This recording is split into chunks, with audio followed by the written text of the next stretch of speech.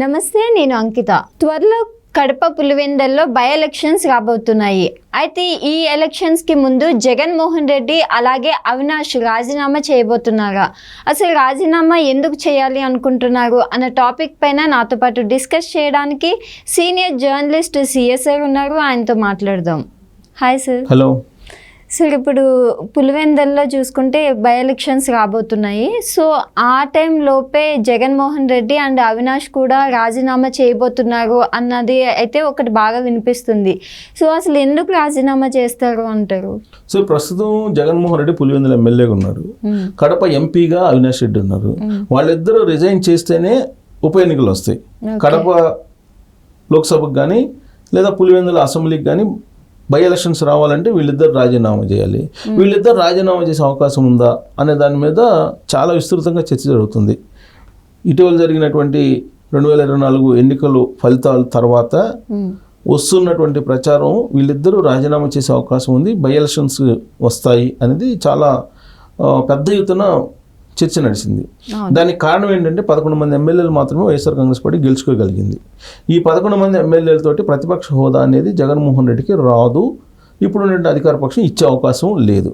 ప్రతిపక్ష హోదా ఇవ్వకపోతే అసెంబ్లీకి రాను అని చెప్పేసి జగన్మోహన్ రెడ్డి అంటూ ఉన్నాడు. అసెంబ్లీకి రాకపోతే నువ్వు రాజకీయాల నుంచి వైదొలుగు అని చెప్పేసి డిమాండ్ చేస్తూ ఉన్నారు అధికార పక్షంలో ఉండేటువంటి వాళ్ళు. అలాగే తెలంగాణలో కూడా అదే పరిస్థితి. తెలంగాణలో కూడా కేసీఆర్ అసెంబ్లీకి రావట్లేదు. అసెంబ్లీకి రాకపోతే నువ్వు రాజకీయాల నుంచి వైదొలుగు అనేటువంటి డిమాండ్ మీకు ఇక్కడ కూడా వస్తుంది కేసీఆర్ మీద. అక్కడ కూడా జగన్మోహన్ రెడ్డి మీద ఇదే డిమాండ్ వస్తుంది. ఇక అవినాష్ రెడ్డి కేసు తీసుకుంటే ఆల్రెడీ వాళ్ళ బాబాయ్ మర్డర్ కేసులో, వివేకానంద రెడ్డి మర్డర్ కేసులో ఆయన నిందితుడిగా ఉన్నాడు. ఆ మేరకు సిబిఐ కూడా షార్ట్ షీట్లో పొందుపరిచింది. సో ఇప్పుడు ఆయన అరెస్టు అనేది జరగబోతుంది త్వరలో అనేది వినిపిస్తుంది.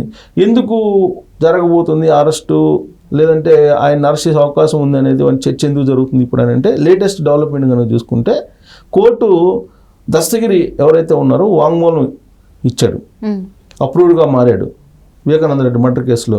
ఆయనని నిందితుడిగా ఉన్నారు మొన్నటిదాకా కూడా. ఇప్పుడు ఆయన ఒక పిటిషన్ వేశాడు, నన్ను నిందితుడిగా కాదు సాక్షిగా తీసుకోండి అని చెప్పి ఆయన పిటిషన్ వేస్తే కోర్టు యాక్సెప్ట్ చేసింది. హైకోర్టు యాక్సెప్ట్ చేసి అతన్ని సాక్షిగా తీసుకోవాలని చెప్పి చెప్పింది. ఆ మేరకు సాక్షిగా అతన్ని తీసుకుంటే కనుక ఆల్మోస్ట్ ఆయన చెప్పినటువంటి అంశాల ప్రకారం అవినాష్ రెడ్డి వివేకానంద రెడ్డి మర్డర్ కేసులో ప్రధాన నిందితుడు అవుతాడు. అప్పుడు ఆటోమేటిక్గా సిబిఐ అరెస్ట్ చేసే అవకాశం ఉంది అవినాష్ రెడ్డిని. వన్స్ అరెస్ట్ చేస్తే ఆయన ఖచ్చితంగా రాజీనామా చేయాల్సిన పరిస్థితి ఏర్పడుతుంది. కాబట్టి కడప లోక్సభ ఉప ఎన్నికలు వచ్చే అవకాశం ఉంది. సేమ్ అదే టైంకి పులివెందుల్లో కూడా జగన్మోహన్ రెడ్డి ఇప్పుడు రాజకీయాల నుంచి శాశ్వతంగా వైదొలగండి, అసెంబ్లీకి రాకపోతే అనేటువంటి డిమాండ్ వస్తున్నటువంటి క్రమంలో ఆయన కూడా పులివెందుల ఎమ్మెల్యే పదవికి రాజీనామా చేసేసి ఆయన బై ఎలక్షన్స్లో ఎంపీగా, కడప ఎంపీగా పోటీ చేసి ఢిల్లీ వెళ్ళే అవకాశం ఉందని చెప్పి ఒకటి వినిపిస్తుంది. ఎందుకు ఇలాంటి ఆలోచన జగన్మోహన్ రెడ్డికి వస్తుంది అనేది మనం విశ్లేషణ చేసుకోవచ్చు. ఇటీవల కాలంలో ఢిల్లీ వెళ్ళాడు జగన్మోహన్ రెడ్డి. జంతర్ మంతర్ దగ్గర ఆయన ఒక ధర్నా పెట్టారు. ఆ ధర్నా పెట్టిన దాంట్లో మద్దతు ఇచ్చినటువంటి వాళ్ళు సమాజ్వాదీ పార్టీ అధినేత అఖిలేష్ యాదవ్ చాలా తక్కువ వయసులోనే జగన్మోహన్ రెడ్డి లాగానే ముఖ్యమంత్రి అయ్యాడు ఉత్తరప్రదేశ్కి. చాలా పెద్ద రాష్ట్రం ఉత్తరప్రదేశ్. అలాంటి ఉత్తరప్రదేశ్కి ముఖ్యమంత్రి అయ్యాడు వాళ్ళ నాన్న తర్వాత వారసునిగా. సో వాళ్ళ నాన్న బతికుండగానే అయ్యాడు ఆయన. కాకపోతే ఈయనేమో చచ్చిపోయిన తర్వాత అయ్యాడు జగన్మోహన్ రెడ్డి. వాళ్ళ నాన్న చచ్చిపోయిన తర్వాత ముఖ్యమంత్రి అయ్యాడు జగన్మోహన్ రెడ్డి. ఆయన అక్కడేమో ములాయం సింగ్ యాదవ్ బతికుండగానే అఖిలేష్ యాదవ్ ముఖ్యమంత్రి అయ్యాడు చాలా యంగేజ్లో. ఆ తర్వాత జరిగిన ఎలక్షన్లో ఓడిపోయారు. ఓడిపోతే అక్కడ బీజేపీ వచ్చింది. బీజేపీ రాగానే ఆయన ఏం చేశాడంటే ఆడ అసెంబ్లీలో లేకుండా ఆయన లోక్సభకి వెళ్ళి, ఇప్పుడు లోక్సభ ఎంపీ, ఆయన ఎంపీగా ఉన్నాడు. ఎవరు? అఖిలేష్ యాదవ్. సో ఎంపీగా ఉంటూ ఢిల్లీ రాజకీయాల్లో చాలా చురుగ్గా ఉన్నాడు. ఆయన పార్టీని నడుపుతున్నాడు.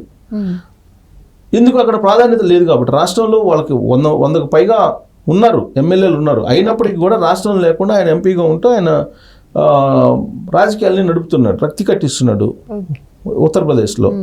అలానే ఇప్పుడు ఇక్కడ జగన్మోహన్ రెడ్డి కూడా అఖిలేష్ యాదవ్ను ఉదాహరణగా తీసుకొని ఢిల్లీ రాజకీయాల్లో చురుగ్గా పాల్గొనాలి, జాతీయ స్థాయిలో రాజకీయాల్లో కీలకంగా కనుక కనిపిస్తూ ఉంటే రాష్ట్రాల్లో కూడా రాజకీయాన్ని పగడ్బందీగా వ్యూహాత్మకంగా నడపచ్చు అనేటువంటి ఒక ఈక్వేషన్ అనేది ఇప్పుడు వినిపిస్తుంది దేశవ్యాప్తంగా కూడా. అవును. దానికి ఉదాహరణ అఖిలేష్ యాదవ్. అఖిలేష్ యాదవ్ ఇవాళ ఢిల్లీ రాజకీయాల్లో చురుగ్గా ఉన్నాడు కాబట్టి, ఆయన ఎంపీగా ఉన్నాడు కాబట్టి ఆయన, సో ఆయనకి ఇప్పుడు క్రేజ్ ఉంది జాతీయ రాజకీయాల్లో. అలాగే ఆయన కనుక రాష్ట్రానికి పరిమితం అయినట్టయితే నీకు జాతీయ రాజకీయాల్లో ఆయనకి పెద్ద ప్రాధాన్యత ఉండేది కాదు. అలానే ఇప్పుడు జగన్మోహన్ రెడ్డి ఇప్పుడు అసెంబ్లీలో ఎమ్మెల్యేలు 11 మంది ఎమ్మెల్యేలతోటి ఆయన ప్రతిపక్ష హోదా కూడా లేకుండా ఒక ఎమ్మెల్యేగా హాజరైతే కనుక ఆయనకు ఉండేటువంటి రాజకీయ పరిధి ఏదైతే ఉందో అది లిమిట్ అయ్యేటువంటి అవకాశం ఉంది.